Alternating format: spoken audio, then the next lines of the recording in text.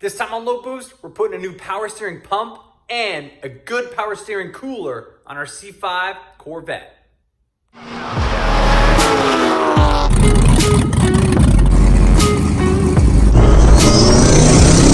So in the last episode, if you saw me at the track, you saw me set my best time I've ever done a New York safety track in my C5 Corvette.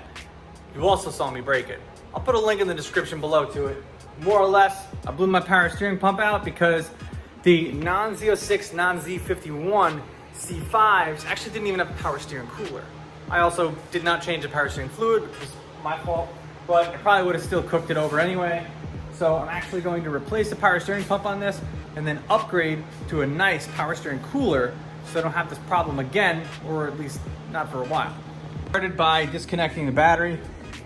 It almost looks like it wants to come back and touch and make contact. So I put like a rag in the way so it just won't go anywhere. And then I already started over here. I took off, after I disconnected the battery, unplugged this and undid this off the alternator. I got the alternator sitting on my quick jacks pump. So this is the power steering pump down here underneath this, and this is the power steering pulley. Now there are 3 bolts. There are 3 bolts on that power steering pulley, and they're behind that power steering pulley. I don't know if you can actually see them. So you ain't getting to it the normal way. But because I'm replacing this pump and I got a new pulley, I'm actually gonna go the route that some people do by breaking the pulley off, which people find that easier to actually get to it. I have a nice pulley that actually has some holes in it that I don't actually have to have the bolts already on there, because it's a pain to get them on and off, and I'll show you that in a second. The other thing I'm gonna do is I'm not gonna totally disconnect that module and remove it, but I am gonna undo it and move it about 1 inch just to give me a little bit more space.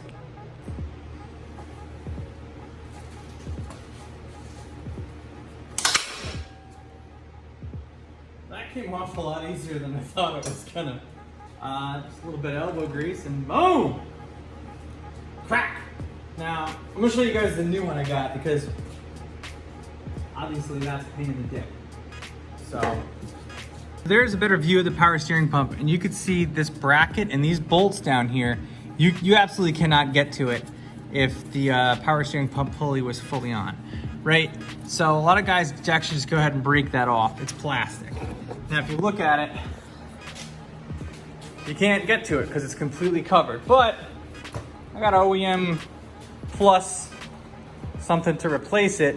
This is actually made of metal, so I won't be able to break it, but I actually can get the bolts in there easier because it's all metal. Now, I don't know if it's heavier or lighter, the holes in it, but it's metal. But this is not a bad option, and I'll put a link in the description below to it. You guys can get it. It's not made in America, it's made in Canada.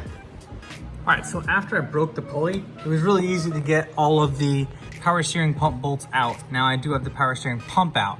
However, that hose right there is kind of hard to get to. So what I did was I used a crow's foot like this and was able to get down under on the hose and then crack it off.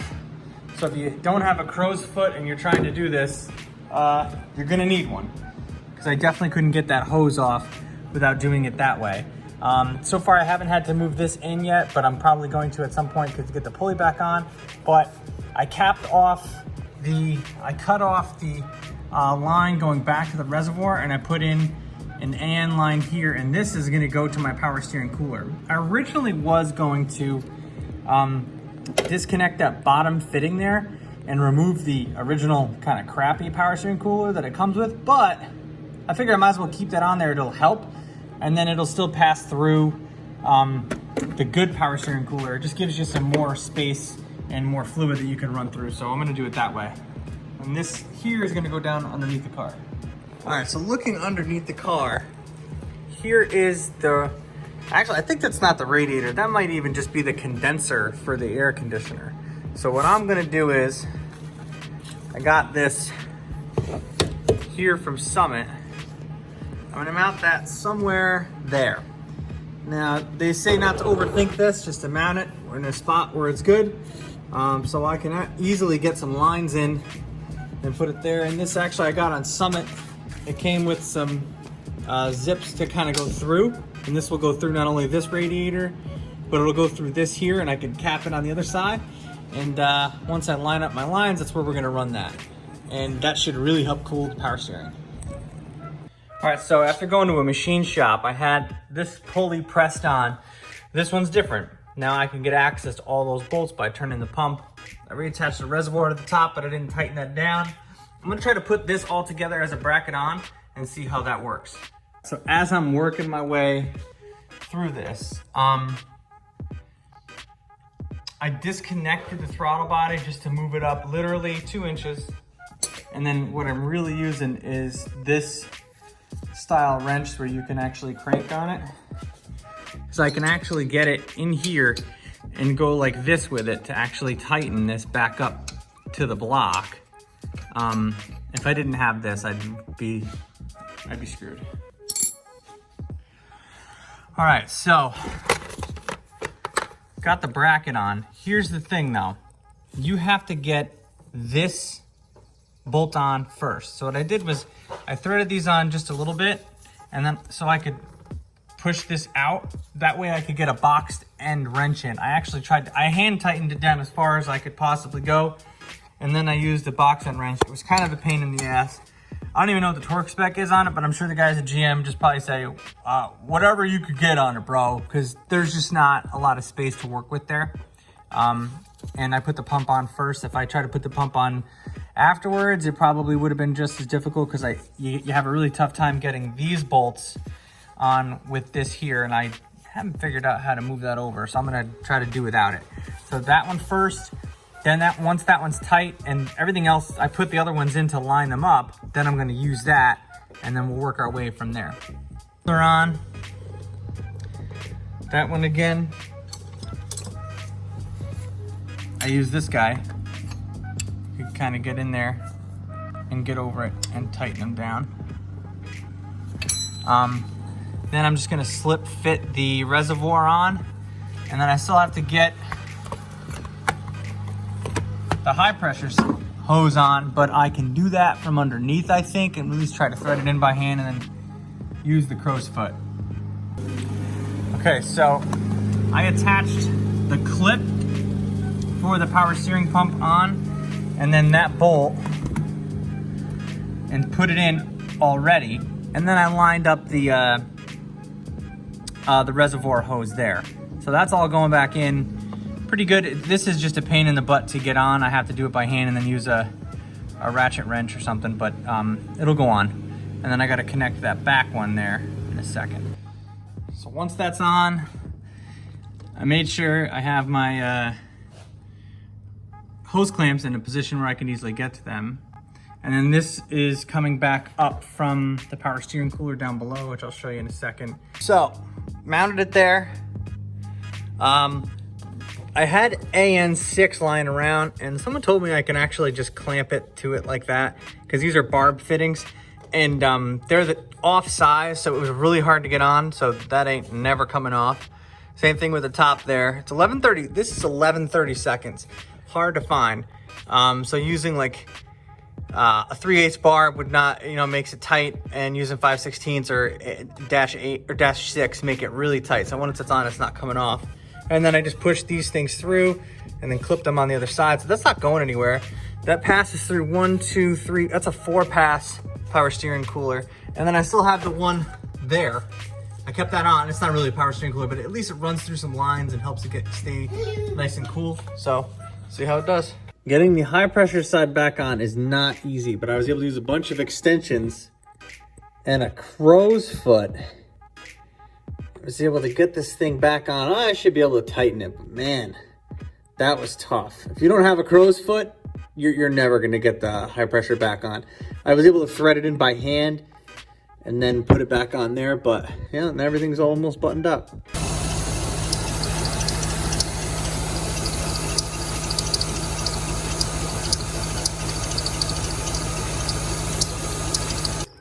All right, so I took it out for a drive.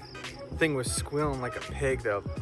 I got power steering fluid on the belt and the thing was squealing. I sprayed some brake clean on, drove it a little bit, see what happens. Drove it hard, or as hard as I could try to replicate. Everything seemed okay. Didn't go for long. I wanna make sure there's no leaks on it though. if there is, then it's got to be the high pressure hose or the rack, and I don't think I'll have time to replace those before the next track day, so I might be screwed. Let's take a look. So I don't know if that's residual or just stuff being there. Thank you from being there, but it's not dripping on the ground, which is a good sign. So I'm gonna hit it with some brake clean, and we'll drive a little bit more and see if that's just residual or if that's something else that's leaking. I am still getting a little bit of power steering fluid that leaks, not nearly as much as it was before I replaced the pump. And it's not leaking from any line specifically. So I did some search to see where some common places where it would leak. If it could be the rack, how people have to rebuild the rack and stuff. And then it does it again, or people are like, oh, I'm on my third rack, which sucks. But I found out on the Corvette forums, especially people that track their cars, that these wires here, now I pulled the backing there. These wires here are for the Magna-Steer on the steering rack. And a lot of people say that it leaks right from where those wires come out. And I could see there was tons of grease and stuff all around that area.